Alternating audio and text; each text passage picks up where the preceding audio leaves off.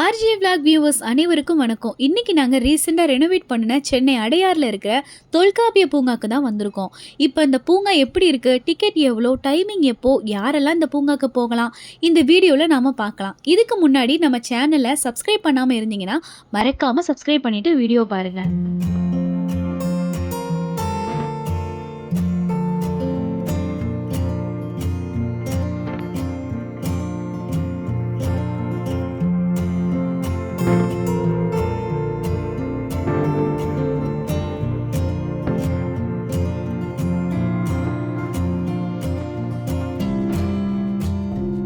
இந்த பூங்கா அடையாறில் இருக்குது. இதை அடையார் எக்கோ பார்க்குன்னு சொல்லுவாங்க.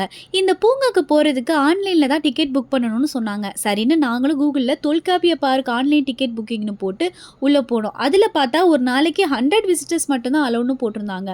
ஒரு டிக்கெட் மட்டும்தான் அவைலபிளாக இருந்துச்சு. சரின்னு நம்ம பேர், மெயில் ஐடி, ஃபோன் நம்பர், அட்ரஸ்னு எல்லாம் கொடுத்து டிக்கெட் புக் பண்ணிட்டோம். பூங்கா டைமிங் 2:30லேருந்து 4:30 மணி அதில் போட்டிருந்தாங்க. நாங்கள் பைக்கில் கிளம்பி 2:15க்குலாம் அங்கே போயிட்டோம். பைக் பார்க்கிங் அமௌண்ட் எதுவுமே சார்ஜ் பண்ணலை.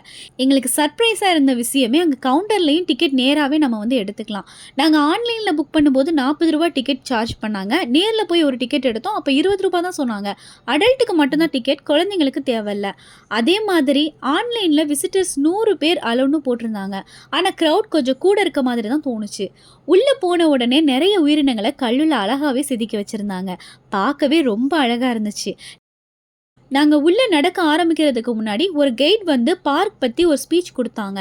ஆக்சுவலி இந்த பூங்காவில் ஷார்ட் டிஸ்டன்ஸ்னு ஒன்று இருக்குது, லாங் டிஸ்டன்ஸ்னு ஒன்று இருக்குது.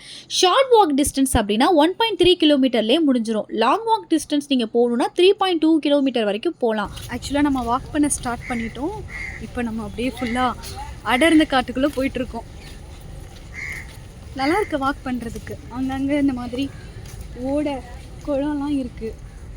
அப்புறம் நாங்கள் உள்ளே நடக்க ஆரம்பித்தோம். கீரிப்பிள்ளை, நத்தை, வண்டு, கொக்குன்னு நிறைய உயிரினங்களை அங்கே பார்த்தோம்.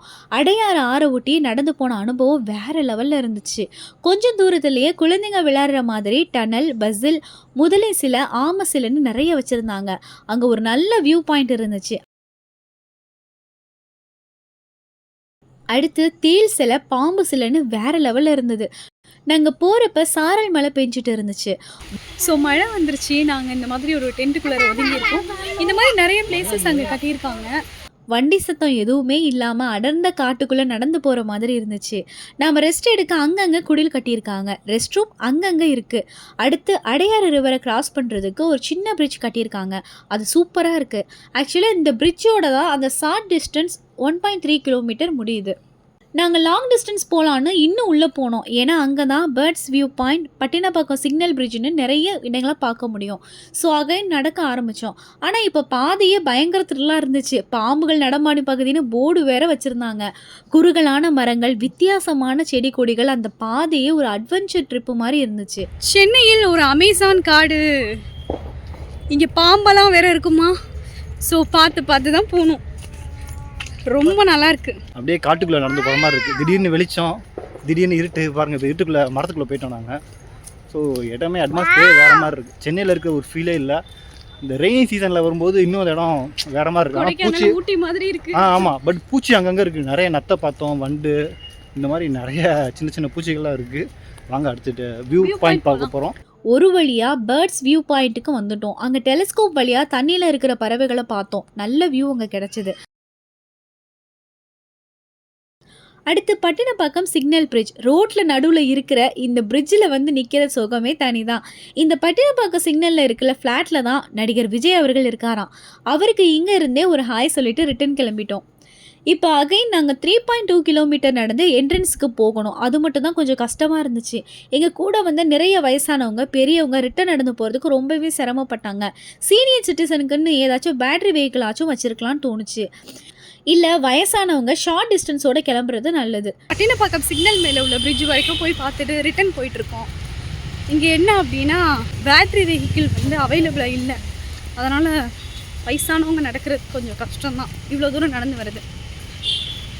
ட்ரிங்கிங் ட்ரிங்கிங் வாட்டர் நிறைய இடத்துல இல்லை, சிசிடிவி நிறைய இடத்துல இருக்குது. ஸோ சேஃபான பிளேஸ் தான். காதலர்களுக்கு இனி ஒரு நல்ல ஸ்பாட் கிடச்சிருக்கு. உள்ளே நீங்கள் ஃபுட்டு ஸ்நாக்ஸ் எடுத்துகிட்டு போகலாம். நாங்கள் போனப்போ நிறைய பேர் ஸ்நாக்ஸ் கொண்டு வந்து சாப்பிட்டுட்டு இருந்தாங்க. என்ட்ரன்ஸில் ஒரு கேண்டீனும் இருக்குது. 2:30 மணிக்கு உள்ளே போன நாங்கள் 4:45 தான் வெளியே வந்தோம். நாங்கள் வெளியே வரும்போது சில பேர் இன்னும் டிக்கெட் வாங்கிட்டு உள்ளே போனாங்க. 6 மணி வரைக்கும் அலௌடுன்னு செக்யூரிட்டி ஒருத்தர் சொன்னாங்க. அவ்வளோதாங்க. பெரிய செலவு இல்லாமல் சின்னதாக ஒரு அட்வென்ச்சர் வாக் போயிட்டு வந்த மாதிரி இருந்துச்சு. 2:30க்கு நம்ம டிக்கெட் எடுத்துகிட்டு நம்ம ஆக்சுவலாக இங்கே வாக் பண்ண போனோம். இப்போ மணி பார்த்தீங்கன்னா கரெக்டாக ஒரு 4:45. ஸோ ரெண்டுமே சேர்த்து ஒரு 7.5 கிலோமீட்டர் லாங் டிஸ்டன்ஸுக்கு போயிருக்கோம். ஷார்ட் டிஸ்டன்ஸ் அப்படின்னா 1.4 கிலோமீட்டர் வரும். நம்ம லாங் டிஸ்டன்ஸ் போனனால 7.5 கிலோமீட்டர் வரைக்கும் போயிருக்கோம். நிறைய உயிரினங்கள், தாவரங்கள், மூலிகைகள், மரங்களை பார்த்தோம். எல்லா வியாழக்கிழமையும் இந்த பூங்கா க்ளோஸ் பண்ணிடுவாங்களாம். மற்றபடி நீங்களும் உங்கள் குடும்பத்தோட, நண்பர்களோட இந்த பூங்காக்கு வந்து இயற்கையோட ஒரு வாக் பண்ணுங்க. உடம்புக்கும் நல்லது, மனசுக்கும் நல்லது. இந்த வீடியோ உங்களுக்கு பயனுள்ளதாக இருந்தால் உங்கள் நண்பர்களுக்கும் ஷேர் பண்ணுங்கள். மறக்காமல் நம்ம சேனலை சப்ஸ்கிரைப் பண்ணிடுங்க. நன்றி, வணக்கம்.